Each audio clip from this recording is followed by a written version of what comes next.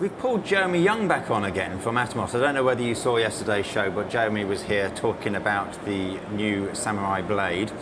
And we're getting all sorts of questions and things now about 4K. Yes. It is the buzzword this year. Indeed. Has been, I think, for about 12 months now. Correct. It really is moving forward. It looks as though it's here to stay. Mm-hmm. You guys make field recorders, very good field recorders, with Yes. nice screens. And if people want to see, you can have a look at yesterday's show where we had a good overview of the new Samurai blade.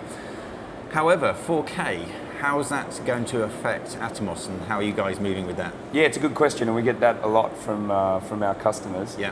I'd like to rewind and go back to the SD to HD transition. I was 23 years old, just entered into the industry when that revolution started to happen. Yeah.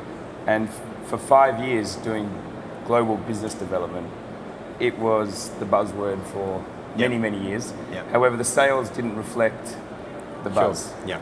And it took until, that was around 2001, 2, when HDV came out, and people were talking about HD, but then recording on their DV camera or their Digibeta at the time.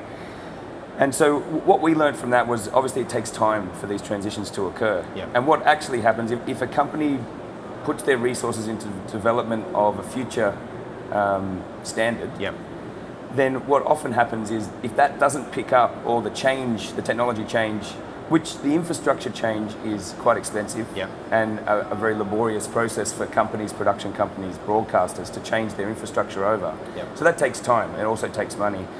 So we watched the HD transition, or I watched it and personally in my job, and basically seeing very little result from all that development. So what Atomos' philosophy is to meet 80 to 90% of the market needs at the time when they need them.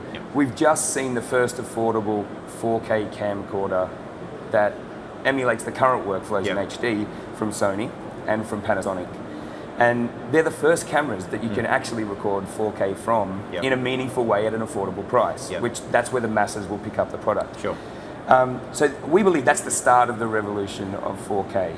I've made a statement that we predict that there'll be 20 cameras by NAB in that camcorder 4K space, which means people can start to upgrade their EX3 cameras, their Panasonic cameras.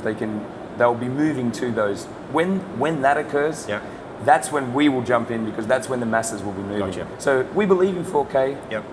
Our current 4K workflow, which is selling very well for us, even though we're recording HD, is on the cameras that are, and they're more expensive cameras other than the ones that have been announced and aren't shipping yet. Our workflow is to record in ProRes or DNX, edit that footage, take the file name and time code from the camera that's recording 4K internally, and edit using our files, because the infrastructure's all there, it's very easy, simple, and everything's fast enough, disks and CPUs are fast enough. Do the editing there, and then move back to the 4K files that you recorded, raw files or internal files. And that is the most affordable workflow for 4K, unless you're doing a Hollywood budget where you've got $10 million to spend in post. And that we're finding that message, Red are now recommending us as their #1 recorder because of that workflow. And because of the cut editing functions that we have on our device, that also speeds up that workflow even more than just recording to a ProRes file. Yeah, now that's something, as you hear, that we didn't mention yesterday, is more than just a recorder. Is you have got some editing tools or tools that are very useful to an editor in post on this. Just give a little explanation of how that would work on something like that. So on we've got a green flag down here. Which shows us favorite and reject. So what I'm doing here is playing back the footage. So if I just pause that for a second, I can go frame by frame. So imagine I've just taken this shot. This is the workflow we recommend. Just taken the shot, I've hit play, I'm now in the clip. I can go in and do a few things. I can check my waveform again. I can check whether I was actually in focus with my focus peak. We've got a few different focus peaking there. You can see, yes, I'm in focus. So I can check my footage and say, all right, I'm happy with that shot. I'm going to do a rough cut edit. So if I touch on this, I'll just get rid of the flags I've already got there. Down the bottom on the timeline, frame by frame, get the frame I want. That's my in point favorite. I then move somewhere else on the timeline and do the same thing. Get my out point. Now it's very fast and simple. I've just done a rough cut edit for Final Cut and Adobe. And what that means is either on the set you can do it, which we recommend is the best way. Yep. Because then when you get back to the studio, you're already cut, so Yes. 50% of your editing time is saved. Yep. Or you can take this on the plane, in the car, and you can edit. Yes. You can also play out to a big screen and have your client there. We believe on the day, at the camera, on the shoot, is where you really want to do your grunt work, and then your creative stuff happens in post after. And I have to say, it does work very well. We've used this with a client doing even a simple talking head, and the client has been able to sit on the track. Actually, is on a back of the car with us on the way back, and she's gone through and she's chosen the bits she wants of what they said. That's exactly what we want in the edit. That's bit. So you've got that input. Comes in, and it's all ready to go in the edit. For Sometimes you don't want that much client input. No. But it's a good tool. And actually, with the output, especially on the Ninja HDMI directly, and you can go through a Connect for the Samurai. Yep. Put it on a big screen with the client, the director, and the right people in the room. Yep. And that happens it's like brainstorming. You get the right people there, things happen. But if you're trying to do it over email or even video conferencing, it doesn't work as well as when you've got the people there. That's brilliant. Now, we also talked about the calibration on the screen as well yesterday. Correct. You want to go over that again, just so we can have so this is the Spider unit. It sits over the top here. You plug this into USB, you hit go on our calibration tool, and within a minute to a minute and a half, you have a SMPTE Rec 709 specified screen at a 6500 Kelvin white point. Once you do that, you can then apply, so you know your colors are accurate from the camera.